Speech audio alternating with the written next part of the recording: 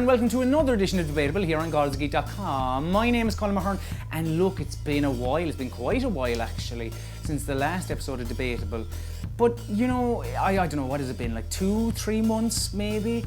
Like, that instantly makes this episode of Debatable 2 or 3 months better, really, doesn't it? Because it's been, you know, kind of brewing for longer.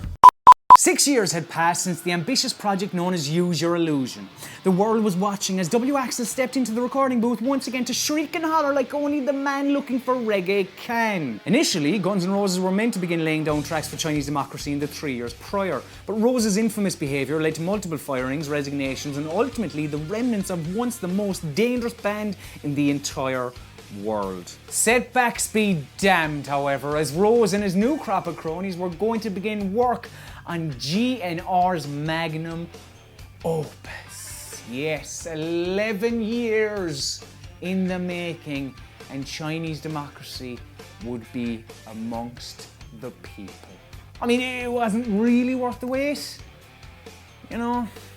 Not really. It feels like video game delays were met with much more derision in years gone by. When the general public were informed that Bioshock Infinite or Tomb Raider were delayed for months, you would see people ask questions about what exactly the development house was doing, or queries regarding how shiny they could actually make these titles. In the case of Lara's comeback, an irrational swan song, quite shiny. Like a fashionably late guest to a party, many were okay with these poor timekeepers because they made the shindig that much greater. IDOS Montreal head David Anfossi took to Deus Ex's blog on November 17th to announce that Deus Ex Mankind Divided would now be coming to PC, Xbox One and PlayStation 4 on August 23rd.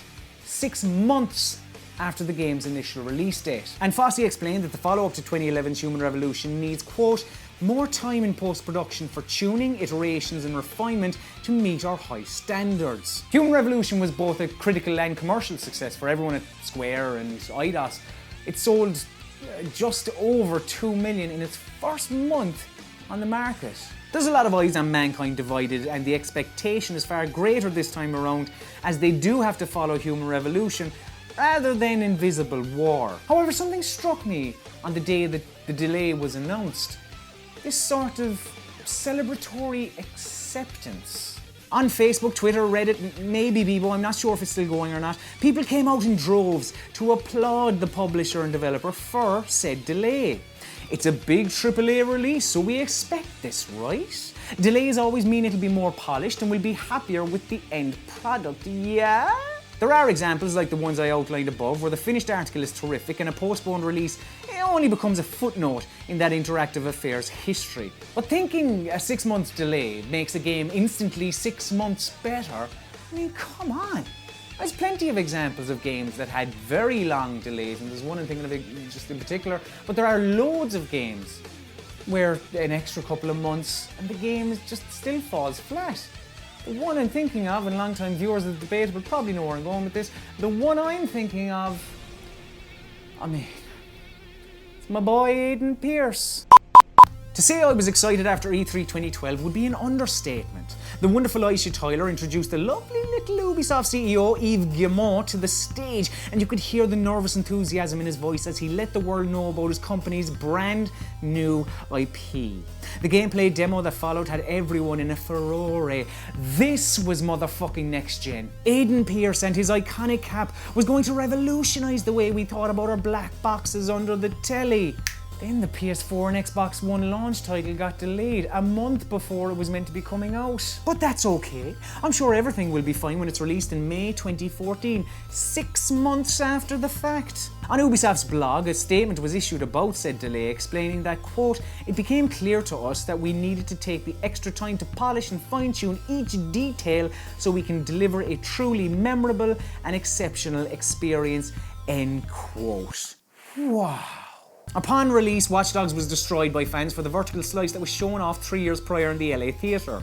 YouTube user Strims put together a comparison video highlighting the stark contrast between Ubi's unveiling and the retail version running on a high-end PC with all of the graphical settings maxed out. Modders like The Worst tapped into some hidden files in Watch Dogs that improved the visual fidelity of the Chicago-based adventure, but nothing could match our expectations. Expectations, I might add, that Ubisoft had engineered through their own gameplay videos. It wasn't all about how it looked though. On release, players were having problems trying to log into the game, so much so that it was addressed on Twitter. Some unlucky folk that bought it on PC, some unlucky folk that bought it on fucking PC weren't able to even get past the loading screen because of crashes. If the highly anticipated title had been there for the launch of current gen, it's quite possible that it would have been in an even worse state technically, but we can only judge it on what we saw, and what we saw was tripe. I mean, I haven't even touched on the laughably bad acting or the shoddy story or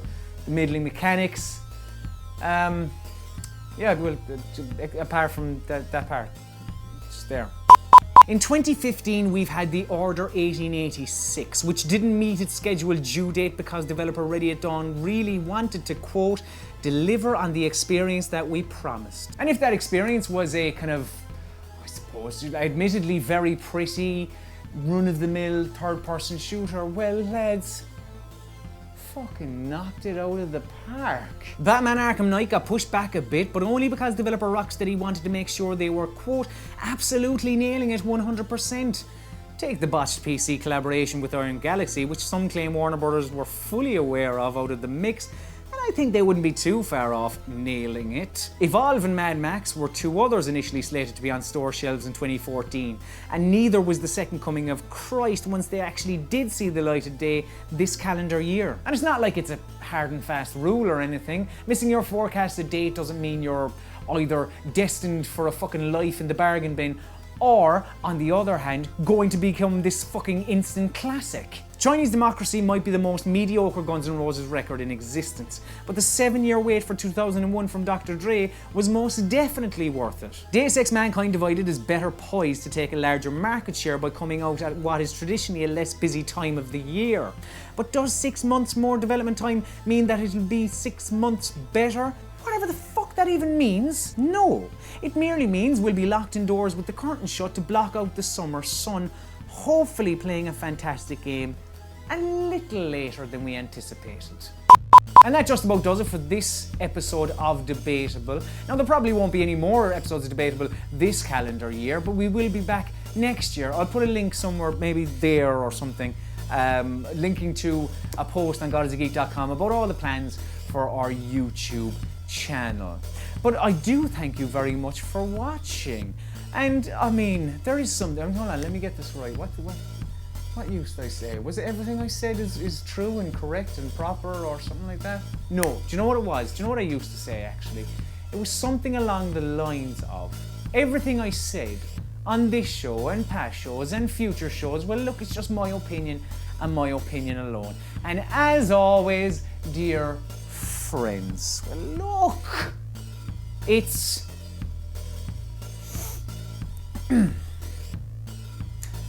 debatable.